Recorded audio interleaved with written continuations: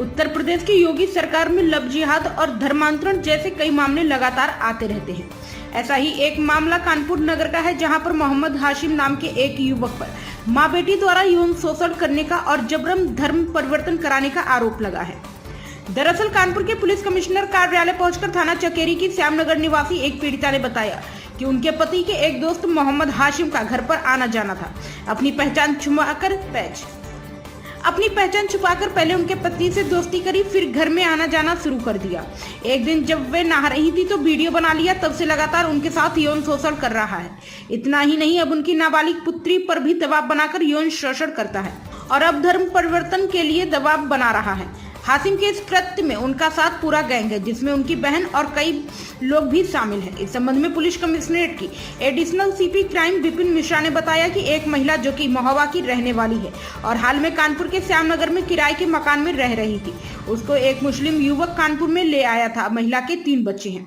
महिला ने उसके खिलाफ यौन शोषण और धर्म परिवर्तन करने का आरोप लगाया है, जिसके आधार पर मुकदमा पंजीकृत कर कार्रवाई की जाएगी।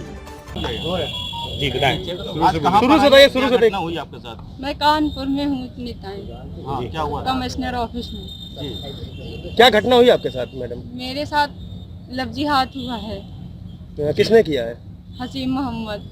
कैसे आप उनके संपर्क में, कैसे हुआ ये मामला? वो मेरे हस्बैंड से संबंध थे, आते जाते रहते थे। मेरे घर के बाहर बाथरूम है, तो मैं नहा रही थी, बाहर कुर्सी में बैठे थे, उन्होंने वीडियो शूट कर लिया और वही वीडियो दिखा के मुझे ब्लैकमेल किया और काफ़ी बार मुझसे संबंध बनाए हैं ज़बरदस्ती। जब मैंने अपने हस्बैंड को बताया तो बोले कि अगर बताओगी उल्टा सीधा तो आग लगा दूंगा तुम्हारे घर पे। तो उन्होंने मेरी गाड़ी में आग लगा दी, मोटरसाइकिल में। फिर मुझे ज़बरदस्ती यहाँ जब मेरे हस्बैंड ने कहा कि इसके खिलाफ एप्लीकेशन दो, तो बोला एप्लीकेशन दोगी तो अच्छा नहीं होगा, बच्चे तुम्हारे पढ़ने जाते हैं। तो मुझे लेके यहाँ ज़बरदस्ती आ गया कानपुर। 1 साल से ज़बरदस्ती मेरे साथ कर रहा था, संबंध बना रहा था मेरे बच्चों के साथ, मेरे साथ संबंध बना रहा था और मेरे बच्चों के साथ ज़बरदस्ती मारपीट, मेरी बड़ी लड़की के ऊपर निगाहें रखना, उसके साथ लेटना। उसने बताया मम्मा मुझे इधर छुआ उधर छुआ है, और पूजा भी नहीं करने देता था, बेल्टों से मारता था। उसकी वाइफ परवीन रोजी और उसका साला सलमान शूटर, उन दोनों ने मिलकर मुझे चप्पल और बेल्टों से भी मारा है। उनकी वजह से मुझे कहीं जगह नहीं मिल रही है। और कितने लोग उनके साथ में हैं? उनकी फैमिली है, ससुराल से है और जो भी है उनके घर से हसीम मोहम्मद के। कितने बच्चे आपके? कोई धर्म परिवर्तन का दबाव आप पे जी डाला हाँ, है? धर्म परिवर्तन की। तुम बुर्का क्यों नहीं पहनती? मुझे पंडित पहनावा पसंद नहीं है। तो मैंने कहा मुझे भी टोपी पसंद नहीं है, तो बोला नहीं बुर्का पहनो।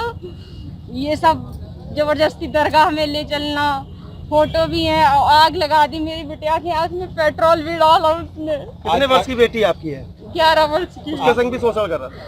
हाँ। आज क्या आश्वासन दिया कमिश्नर साहब ने? सर ने आश्वासन दिया कि कार्रवाई होगी, आप परेशान ना होइए और आपके हस्बैंड से बात करेंगे आपके विषय में। मेरे बच्चों की जिंदगी में बहुत बड़ी घटना हुई है मेरी वजह से या फिर उसकी वजह से मुझे।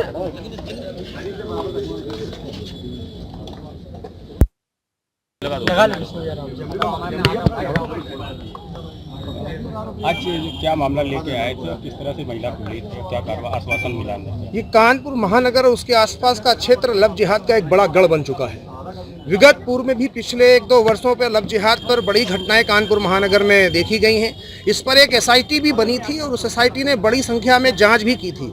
उस एसआईटी में कानपुर के तमाम नाम सामने आए थे और उन नामों के आधार पर कई जांचें हुई थी, लेकिन लव जिहाद का मामला रुका नहीं है। कानपुर फिर इसी लव जिहाद की आग में झुलसता जा रहा है। आज ये जो मामला हम यहाँ कमिश्नर महोदय कानपुर में लेकर आए हैं, ये उसी से मिलता जुलता है। हिंदू परिवारों में कभी ये जाते हैं, आपस में बातचीत करते हैं, धीरे धीरे उनको बहलाकर फुसलाकर और तमाम तरीकों का प्रलोभन देकर उनके घर में उनकी दयनीय दशा दिखाकर उनको अच्छे अच्छे रेस्टोरेंट में भोजन कराना या इस प्रकार आगे लुभावने सपने दिखाकर उनको बहलाने का काम करते हैं। मोहम्मद हाशिम ने भी इस महिला के साथ यही काम किया पिछले 1 वर्ष से अवैध तरीके से कानपुर में, जिसमें आईडी भी उसने फर्जी बनाई। एक फर्जी आईडी का भी प्रकरण इसमें आया, जिसने यहाँ पर फर्जी आईडी पर मकान लिया और यहाँ पर उसके 3 बच्चे थे, 2 बेटियाँ और 1 बेटी। बेटी जो माइनर थी उसके साथ भी उसने अवैध संबंध और अनैतिक कृत्य करने का प्रयास किया और जो महिला है उसके साथ वो लगातार कर ही रहा था। इसमें उसका साला, उसका परिवार सारा सपोर्टिव था और मज़ारों पर, मदरसों पर ले जाना और सोची समझी रणनीति के तहत ये काम काम करना, तो मोहम्मद हाशिम अकेला नहीं था,